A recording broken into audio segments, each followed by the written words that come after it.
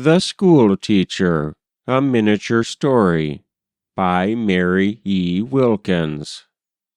Read by Frank Blissett.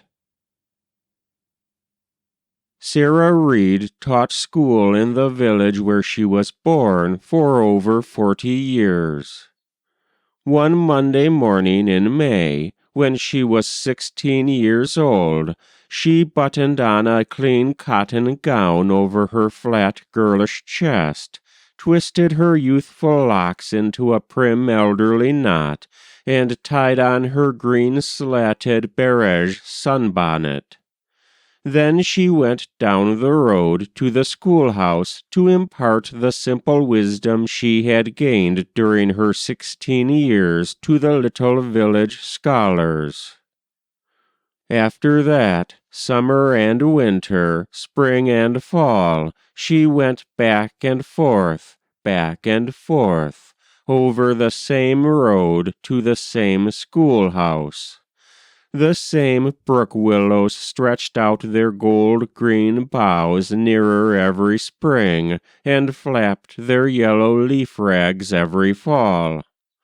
The same blue flags bloomed beyond in the same meadows, which gleamed with green wet in the spring and thin ice in winter.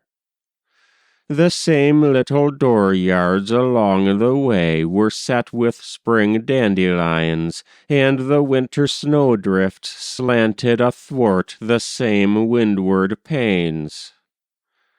The housewives always spread out their linen to whiten on the green grass in the spring, and the apples were always gathered in red heaps under the orchard trees in the fall. Sarah walked a mile to the schoolhouse along one straight road. She must have trodden in her own footprints over and over. Sarah's parents died when she was a child, and she lived with her elder sister until she was 23. Then the sister married and went west, and died there within a year. Sarah lived alone after that in her little cottage house with 2 rooms in front. One she never used. One she lived in when she was out of school. She slept in the little east chamber with a single diagonal sweep of white tassel-fringed curtain across the window. Sarah never had a lover. She was very plain. Her hair was thin and dull, her skin thick. She had a wide and somewhat stern mouth, steady, patient eyes, and her shape was clumsy. But other girls as plain as she had lovers. However it happened, she never found a mate, but went always back and forth to the school, swinging her solitary skirts against the wayside weeds. The village folk were conservative and averse to change. Sarah taught always that one school. The very children's children who went to her seemed little different from her first scholars. There were few names in the village. There had been large families and intermarriages, and family traits and features repeated. The new children who came at the beginning of the year, and the new robins who returned in the spring matched with their faces and their songs Sarah's old memories.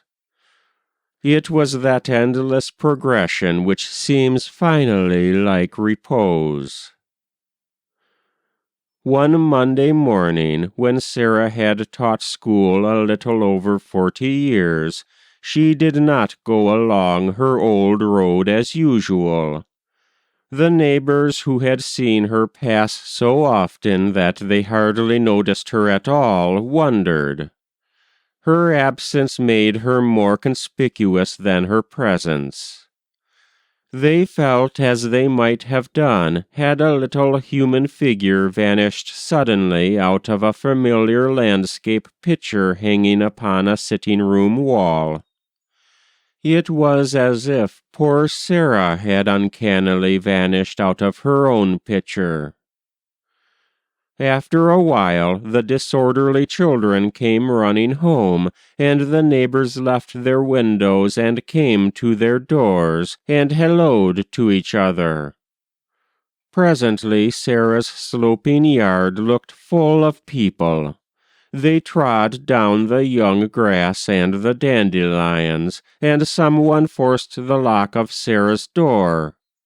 They found her in her little east chamber, unable to move. She had had a shock of paralysis in the night. Sarah lay ill there a while, and often her mind wandered in the direction in which her helpless feet could no longer carry her. The kindly neighbors who came in to nurse her saw that she was still going in spirit her old road to the schoolhouse, past the brook willows, getting glimpses of the blue flags beyond, hearing the old robin's songs and the old children's voices. And sometimes, while she lay there, the people along the road could almost have sworn that they saw her passing, going her old route in the gathering dusk, when the air was full of damp sweetness of honey-flowers and breaths of homeward cows, when the mist was rising over the meadows, and the frogs were peeping, and the wayside bushes waxed clamorous with twilight insects, and they fancied so after she was dead. Every morning, while Sarah lay ill, the neighbors used to go to her door and inquire in whispers how she fared of the woman who had watched. Every day they used to look often at the single diagonal sweep of the white tassel-fringed curtain across the east chamber window. One afternoon, when the children were coming home from school, they looked, and the curtain was down. That was The School Teacher, a Miniature Story, by Mary E. Wilkins. Read by Frank Blissett.